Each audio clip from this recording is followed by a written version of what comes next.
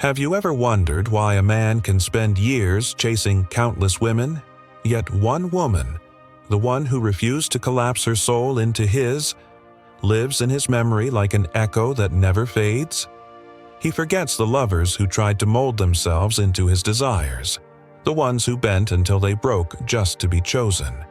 But he cannot erase the one who loved herself more than she ever loved him, because she awakened something he cannot conquer nor control, the reminder that true power lies in self-possession.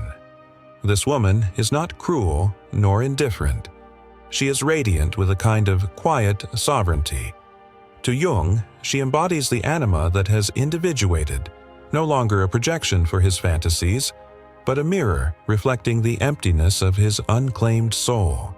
When she enters his life, she does not arrive with desperate hands begging to be held. She arrives with her own fire, with eyes that see both him and beyond him. And because she loves herself, she cannot be consumed by his shadow. He feels this, though he may not understand it.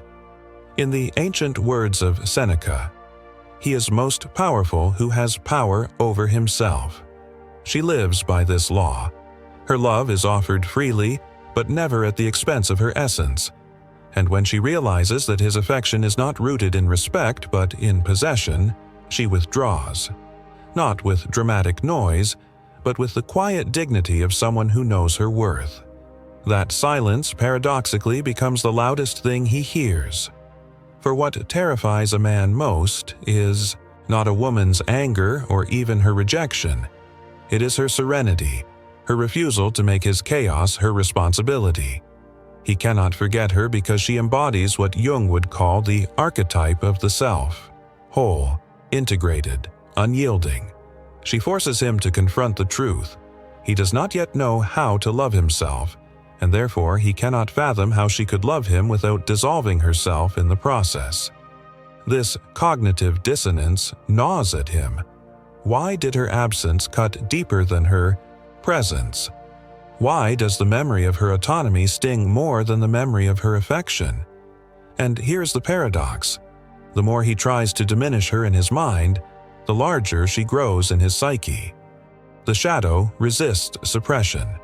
The harder he fights it, the more it returns in dreams, in unspoken longings, in sudden pangs of nostalgia that strike without warning. Her laughter appears in the silence of his nights. Her eyes haunt the faces of women he dates afterward. Her absence weighs more than the bodies he holds. This is because she touched him at the root, not through need, but through authenticity. Now imagine this. You, as a woman, have likely been conditioned to believe that being unforgettable means pleasing, sacrificing, giving until you are emptied. But look deeper. The women men never forget are not the ones who erased themselves. They are the ones who stood in their wholeness, the ones who said, "I love you, but I will not abandon myself to keep you." They become myth because they represent the unattainable wholeness every man unconsciously craves. This is not about arrogance or cruelty. It is about alignment. She does not cling to him because her anchor is already rooted in her own spirit. She does not beg for love because she has learned to generate love from within. When she walked away, she left behind not bitterness, but a void. A sacred wound that compels him, if he is brave enough, to seek his own transformation. She is not unforgettable because she loved him more. She is unforgettable because she loved herself enough to leave. Marcus Aurelius once wrote, "When you arise in the morning, think of what a precious privilege it is to be alive." For her, being alive was never about living through the eyes of a man. It was about awakening each day with the quiet knowing that her life was hers first. That simple truth is what imprinted itself on him more deeply than her touch. For every time he remembers her, he remembers the truth he has not yet lived. And so he cannot forget. He is haunted not by what she gave, but by what she refused to surrender. Her existence becomes a silent challenge, echoing through the chambers of his mind. Will you learn to love yourself enough to meet me where I am? Or will you spend your life searching for me in women who cannot carry what I carried? The memory is not punishment. It is initiation. For some men, it breaks them. For others, it awakens them. But for her, the journey continues untouched. She does not wait, she does not wonder. She walks, sovereign, luminous, complete. He remembers her most vividly not in moments of passion, but in the moments she withheld herself. The night she refused to argue when he provoked her. The day she smiled instead of begging for clarity. The silence she carried after he tried to make her feel small. These moments live inside him like mirrors he cannot shatter, because in them he saw his own weakness reflected against her strength. Jung wrote that what we resist in others is often a projection of our unclaimed shadow, and in her self-possession he encountered all that he had not yet claimed within himself. She is unforgettable because she never belonged to him. She never belonged to anyone. Her love was not a contract of ownership. It was a gift that required presence, respect, and reciprocity. And when he failed to match her energy, when he offered possession instead of partnership, she chose herself. To a man accustomed to women who orbit, his gravity, her refusal, was cosmic dissonance. It broke the laws of his world, and that fracture is why he cannot forget. For him, she was not simply a woman. She became an archetype, the queen, the sovereign, the self-mother who refuses to abandon her throne. In her, he met the ancient image of the anima that will not bend to projection. And the psyche does not easily release archetypes once awakened. They become symbols, carved into memory with fire. This is why he searches for her in other faces. Why he measures new love against the old shadow. Why he clings to the memory of someone who no longer clings to him. You may wonder, why does he remember her more than the women who sacrificed everything? Why does the memory of her freedom sting more than the memory of another's devotion? Because sacrifice is forgettable. Martyrdom dissolves into the noise of history. But sovereignty leaves a mark. The woman who loves herself teaches a man something he cannot unlearn. That love without self-respect is not love, it is dependency. Once seen, this truth cannot be unseen. Stoic wisdom tells us that the external cannot govern our peace. Epictetus said, "No man is free who is not master of himself." This woman embodied that mastery. Her love was not chains, it was wings. And when he tried to bind her, she broke the cage without breaking her spirit. That image, her leaving, not in anger, but in calm certainty, replays in his mind with the weight of prophecy. For deep down, he knows, she was the test of whether he could rise into his own sovereignty. He failed, and her absence will forever remind him of the life he did not yet choose. For the woman who hears these words, there is a truth hidden here. When you choose yourself above all else, you are not choosing against love. You are choosing for love. The kind that does not wound you, the kind that does not demand you shrink. To love yourself more than him is not selfishness. It is alignment with the eternal. Law that you cannot pour from an empty vessel. This is the law men secretly crave but outwardly resist.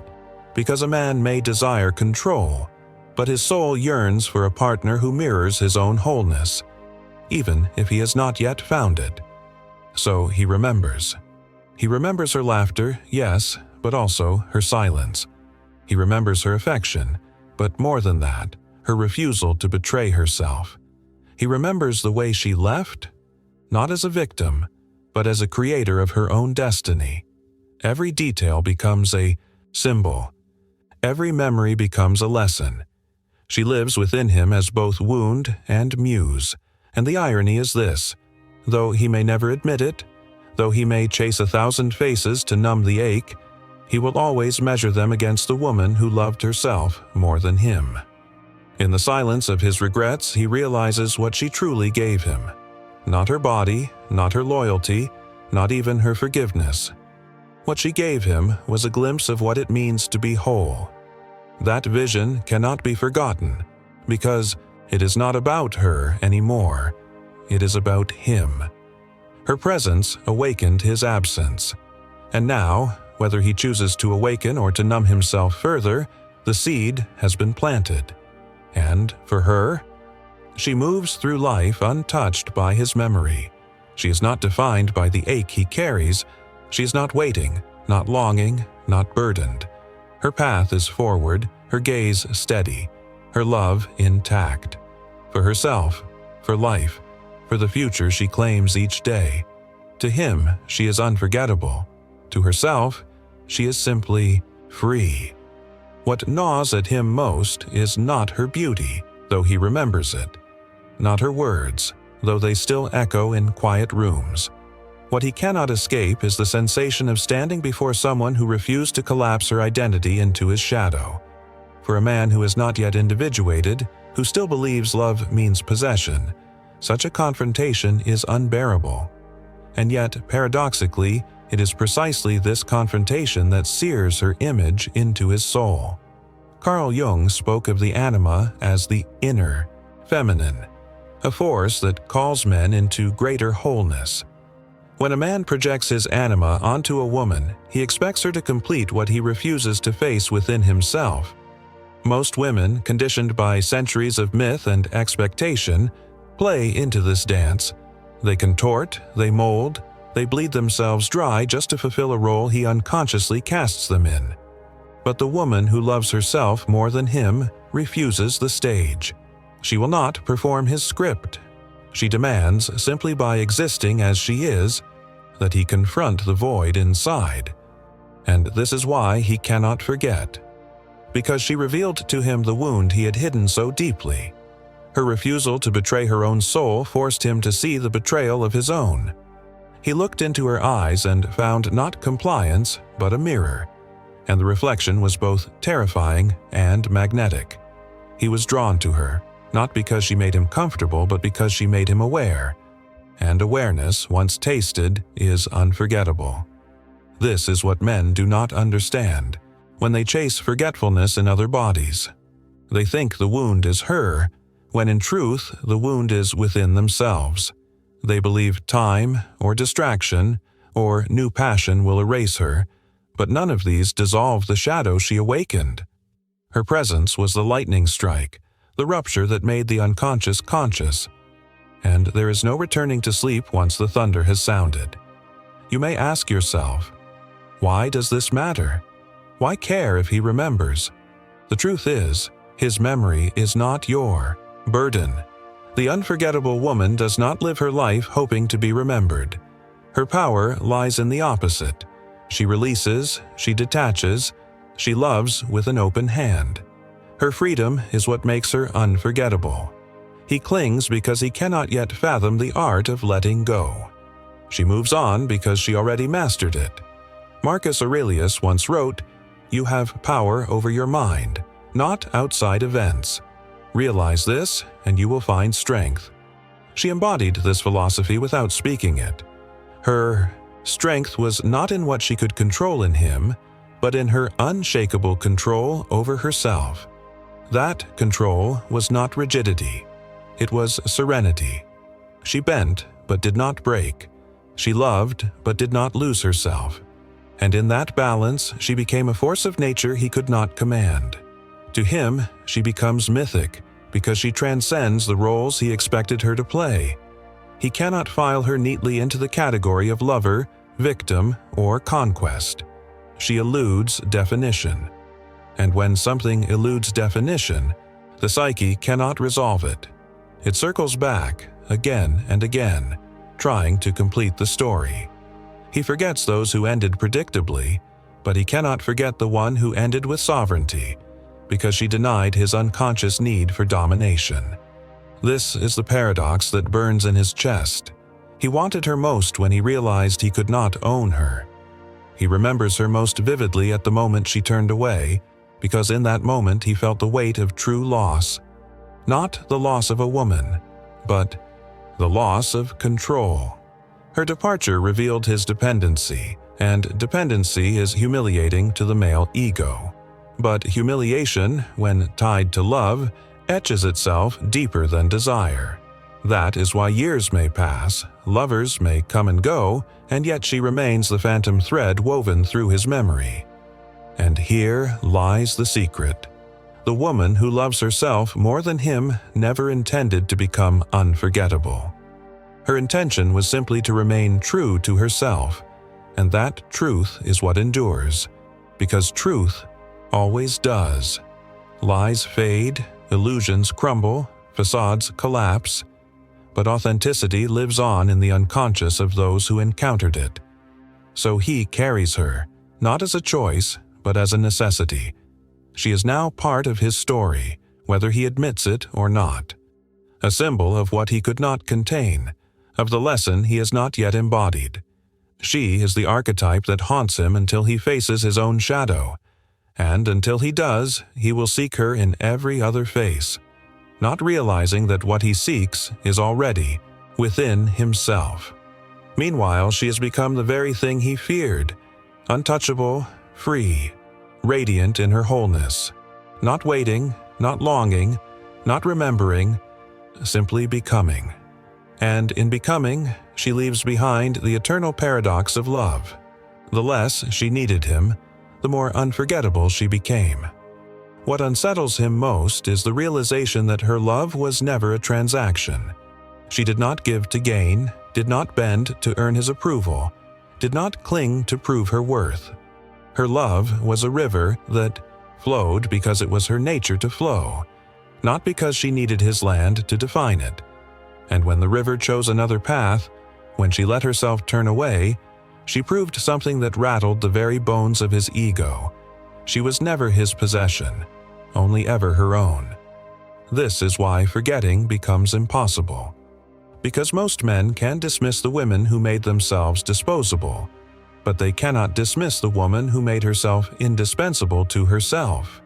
She lingers not because of drama, not because of unfinished words, but because of the absence of chains. Her detachment was her final act of love, and it was also the final lesson. For him, it was a paradox he could not solve. How could someone love so fully and yet walk away so freely? In Jungian terms, she carried what he had repressed, the principle of integration. She did not collapse her shadow into his. She met her wounds, stitched them with dignity, and walked with them openly. That wholeness terrified him because he had never dared to face his own. He wanted her affection, but he feared her reflection, and when she left, she did not just take her presence.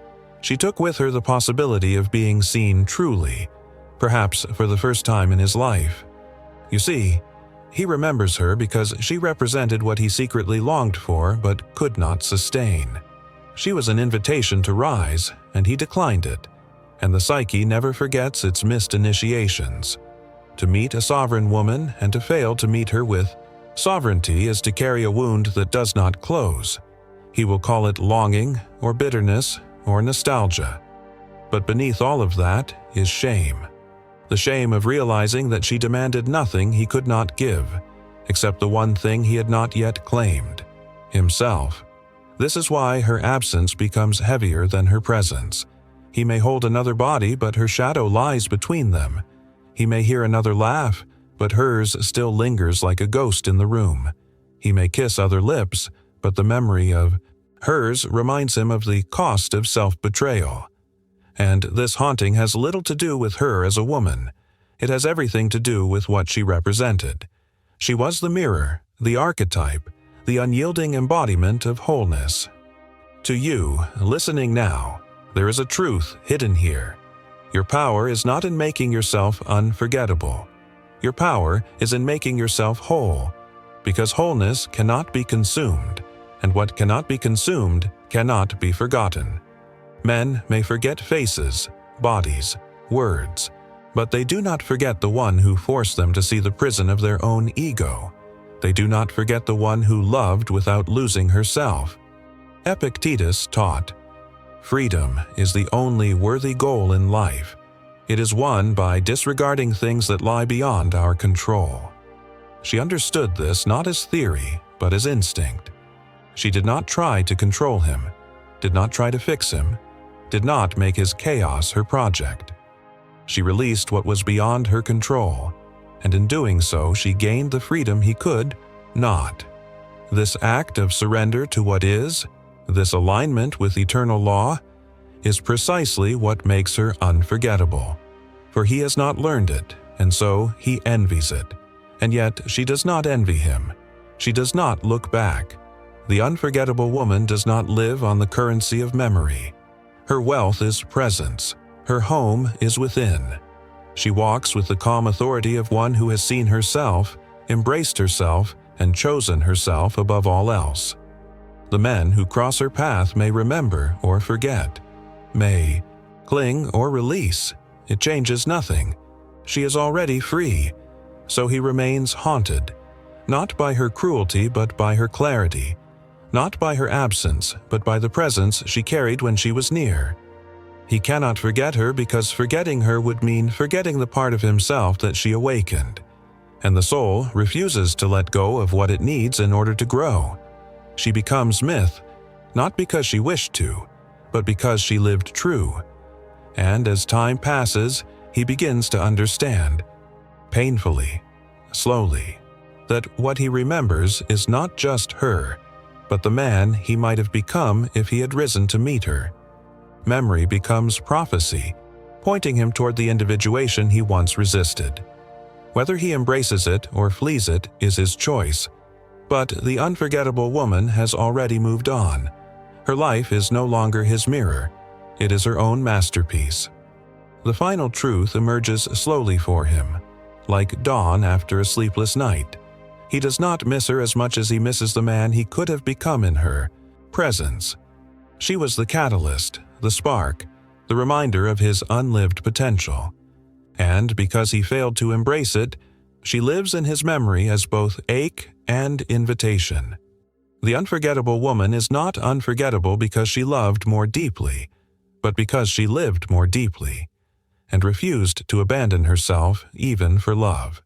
Carl Jung once wrote, "The privilege of a lifetime is to become who you truly are." She embodied this in every choice, every silence, every step away from what did not honor her. She became who she was meant to be, and in doing so she illuminated how far he was from himself. That gap between who he is and who he could be is the true ghost he cannot exorcise. She was the messenger of his own soul, and he ignored the message. Now it whispers to him in every moment of stillness. He cannot forget her because she carried a love not rooted in desperation but in self-respect. She was fire that warmed but did not burn herself out, water that nourished but did not flood her own banks, earth that supported without crumbling, air that gave space to breathe. She was balanced, and in her balance he saw the imbalance of his own existence. That vision haunts him, not to punish him, but to call him.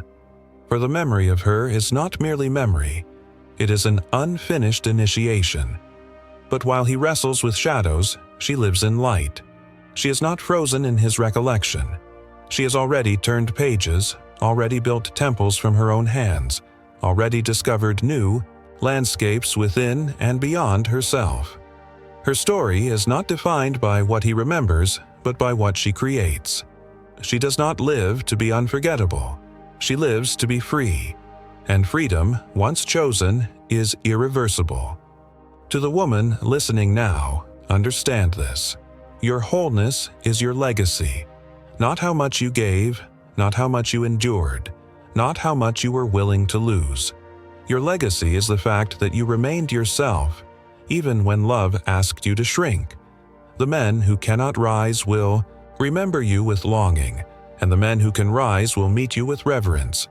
But either way, your worth is untouched. The Stoics would remind us that all external things are fleeting: praise, blame, passion, possession. What endures is the state of your soul. And this is what she knew. This is why she could love without chains and leave without fear. This is why she became unforgettable without ever trying to.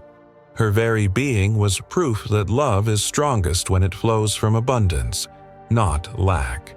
In the end, he cannot forget her because she showed him a love that did not collapse into dependency. A love that was not begging to be chosen, but already chosen, by herself, for herself. And once a man witnesses that kind of love, no substitute will suffice. He will search for her reflection in every new face, but none will match the radiance of a woman who refused to abandon her own soul. This is the final paradox. He thinks he remembers her, but what he remembers is the truth she carried. The truth that he must love himself if he ever wishes to love another fully. The truth that no one can complete him but himself. The truth that the woman who loved herself more than him was never his to lose because she was always hers to keep. And so the story ends not with her waiting, not with her clinging, not with her returning. It ends with her walking forward, whole and unbroken, a living testament to the freedom that comes when you refuse to trade your worth for someone else's. Approval. She is unforgettable not because he holds her in memory, but because she holds herself in eternity. The woman who knows her worth doesn't chase, she chooses.